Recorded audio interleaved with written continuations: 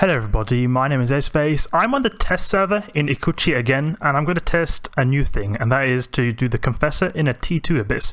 My goal right now is to actually get the Confessor to be able to consistently run T3 Abysses, and that's because, you know, in the Frigate Abyss, you're earning 3 times the amount of cruisers, and in the Destroyer Abyss, you're earning 2 times the amount of cruisers. So if I'm able to do consistently T3s in a Destroyer, that'll be equivalent of me doing Cruiser T4s.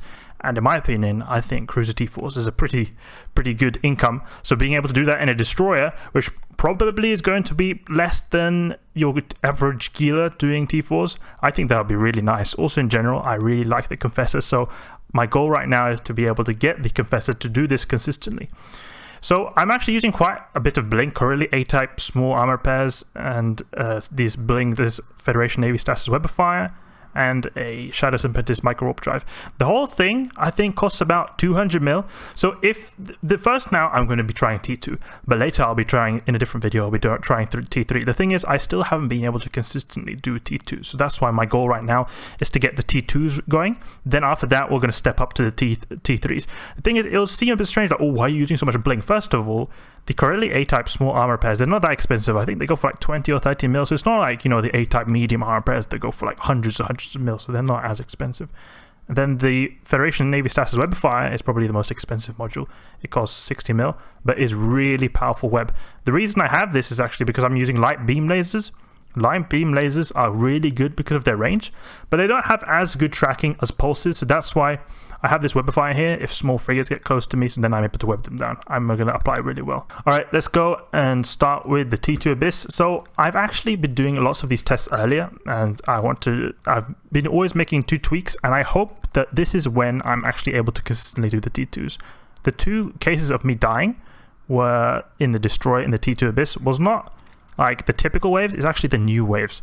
What happened was, you know, the Sanchas and the Angel Cartel guys, the Sanchas, the cruisers are the big problem, because the Sancha cruisers, they have pretty good range, about 30 kilometers range, very good tracking and very high DPS. So I think they actually nerfed the Sancha cruisers. Before they actually had an even bigger than 30 kilometer range. So I think I looked in this Discord of Abyssal Lurkers. It's like a popular community made by Torvald Auras. So it's a really good Discord to be in if you want to learn about Abyss stuff. And the CCP guy there said that they had done some change to the Sanchas people. Oh wait, okay there. They said that they had changed something to the Sanchas, and I think that changes that they made the range lower, because I remember before taking damage of 50 plus kilometers. Now it's about 30 kilometers, then you can kite them. So that's the reason I'm using the light beam lasers, because it'll be very easy to kite them. And before, last time I died was when I got capped out by the Angel Cartel ships, because they're very fast. It's easy for them to get close, and because of that, I was able to get neutered out, and the capacitor was not so good, because before I was actually using a quad LIF restrained 5 meganewton Microwarpdrive. Oh, just turn our stuff on. Let's go into propulsion mode to get a bit closer to these guys quicker. That Microwarpdrive, the 5MN quad LIF, is actually not as good as the faction one. The faction one's a lot better in terms of its capacitor usage. The thing is, like this one, it makes my capacitor a lot more stable. So I'm able to resist newts a tiny bit better. And the reason in general why I want to have the MWD is just because it's so much easier to be able to, let's go to sharpshooter mode now. It's so much easier to be able to like kite stuff, and especially those Sancha people, if they're like kiting, or they're like, I want to be able to keep range. I don't want them to get close. They're not that fast. That's some good thing about the Sanchas. They're not that fast, but I want to have more control, I feel like. But we'll see how that'll go later if we're up against the Sanchas. These Rogue battle cruisers are no issue. You know, I'm easily able to kite them because they got very short range. That's something that the Sancha is a similar strategy when you're up against a Sancha, that, you know, you keep at range. But the thing is, they've got a lot more range than the Rogue drone battle cruisers that we are now. These guys have like a 10 kilometer range, a little bit less than 10 kilometers. So it's very easy to keep range. The Sancha cruisers, they have like 30 kilometer range. These guys are obviously a lot easier, and it's really annoying because it would be very easy for this destroyer to actually take out the Abyss waves if I had been playing the Abyss actually before, or like if they hadn't made the changes to the Abyss. But now that the new pirate waves exist, it's going to be quite a bit harder because of how they pose new challenges. How the Angel Cartel ships, they're so fast, and how the Sancha cruisers do so much damage at such good range.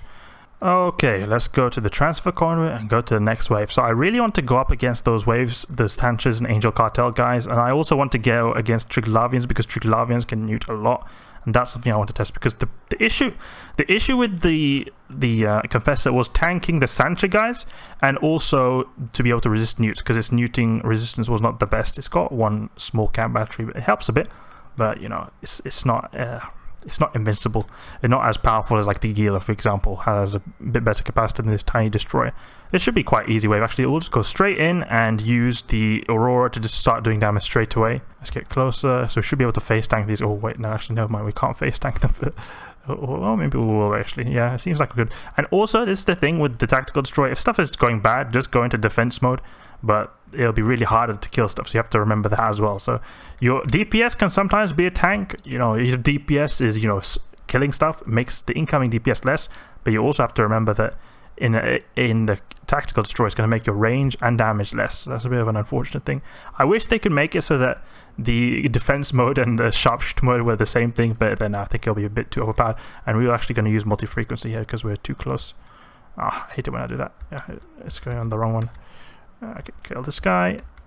I got this guy. The armor's getting a bit low, but I think we will take it. Let's stop using our NWD because I don't need to have it on. There's no point when I'm just face tanking these guys. We're getting close here. We're getting close to structure, but we're tanking like a boss. The range on the multi-frequency is pretty good. We're able to apply full damage at this range, 14 kilometers, and got 70 kilometer fall off. That's something I've noticed with the tactical destroyers. They have a really, their fall off and optimal range are very close together, so it's quite easy to remember how far they are. Like usually the fall off is a lot bigger than the optimal range, but when it comes to the destroyer, then it's a lot. Or this tactical destroyer, at least the fall off and optimal range are very close to each other. All right, now it's no issue whatsoever. No issue whatsoever. So it seems like it's going really easy, but trust me, when it comes to the bad waves, like the Sancho waves, it will not at all go as smoothly as this.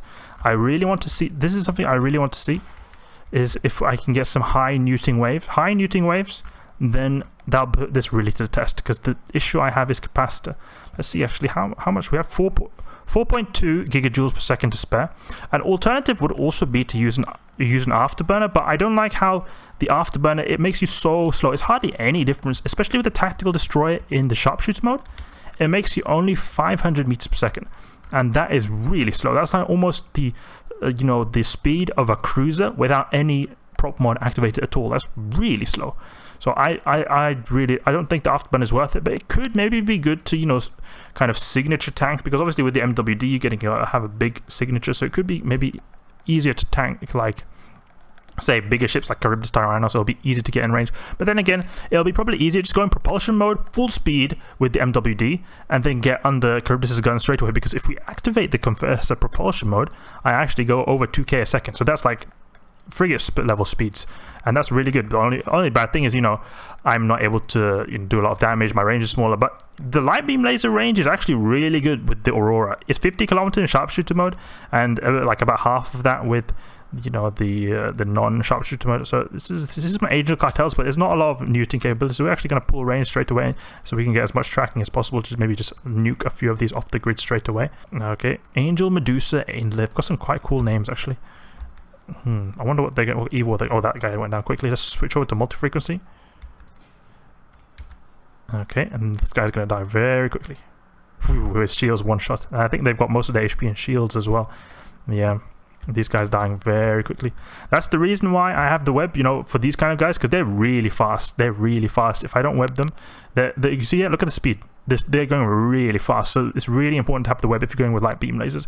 I also have another fit that I plan to test, and that's using pulse lasers with a tracking computer, because the thing is, pulse lasers are really good because they have better tracking and also they have more damage. The only bad thing about pulse lasers is that they have very short range, and if you have short range, obviously when it comes to the Sancho cruisers, it's going to be basically impossible to be able to kite them, because it doesn't work. Like, unless I fully bling out my ship, like with the A-type multi-spectrum coating and all that kind of stuff, then maybe I'll be able to face tank the Sancho cruisers. But otherwise, it seems really hard to face tank the Sancho cruisers, because the only strategy really seems to be just keep it range, and it's really hard to achieve that about 30 kilometer range of completely negating the Sancho cruiser damage. So that's why it's a lot easier for me to just go with the beams. Then it's a lot easier to kite them. But the thing is, that's why I'm saying if I have a pulse laser, I'll probably use a tracking computer, because then I can do optimal range. And then since pulse lasers have inherently good tracking compared to beams, I could just switch over to tracking speed script if the stuff is orbiting me close like this, and I think that'll probably be good. So that's an alternative. So one is web and light beam, and then also another is the tracking computer and pulse laser, and I'll probably check that if I die. Otherwise, I'm going to try to get this one to T3, and if that goes good, then we'll continue with that. So T2 done very easily. Okay, let's just go back to the origin conduit.